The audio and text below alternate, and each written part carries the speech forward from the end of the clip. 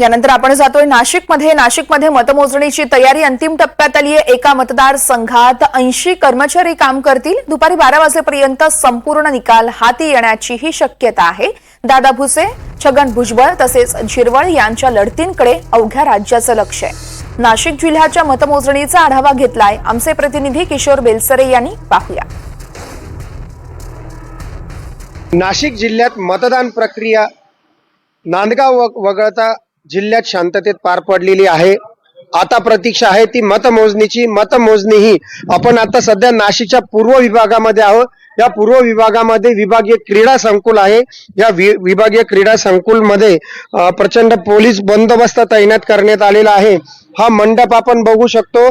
या मंडपामध्ये उद्या 14 टेबल लागले जातील आणि 80 कर्मचारी ही मतमोजणी करतील। या पाठीमागे जो आहे तो स्ट्रॉंग रूम आहे। त्या स्ट्रॉंग रूमच्या परिसरात देखील कोणाला जाता येत नाही। संपूर्ण मतमोजणी ही सीसीटीव्ही यंत्रणेत असेल। साधारण 15 नाशिक जिल्ह्यातील 15 विधानसभा मतदारसंघ आहे। यावेळी एकाच वेळी मतमोजणी होईल आणि सर्वात आधी पोस्टल मतमोजणी होईल आणि त्यानंतर EVM ची मतमोजणी करण्यात येणार आहे।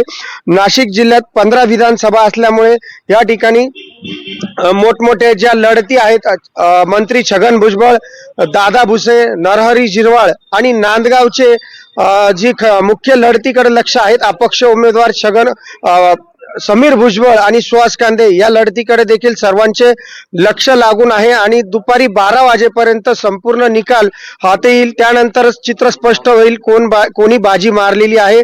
तत्पूर्वी पोलिसांनी संपूर्ण शहरात प्रचंड पोलीस बंदोबस्त करण्यात आलेला आहे।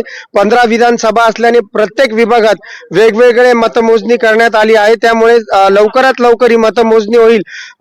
नाशिक मधील निफाड, दिंडोरी, पूर्व मधील मतमोजणी लवकरात लवकर होईल, तर सर्वात उशिरा ही पश्चिमची मतमोजणी होईल, कारण त्या ठिकाणी मतदान केंद्र जास्त होती। किशोर बेलसरे, NDTV मराठी, नाशिक।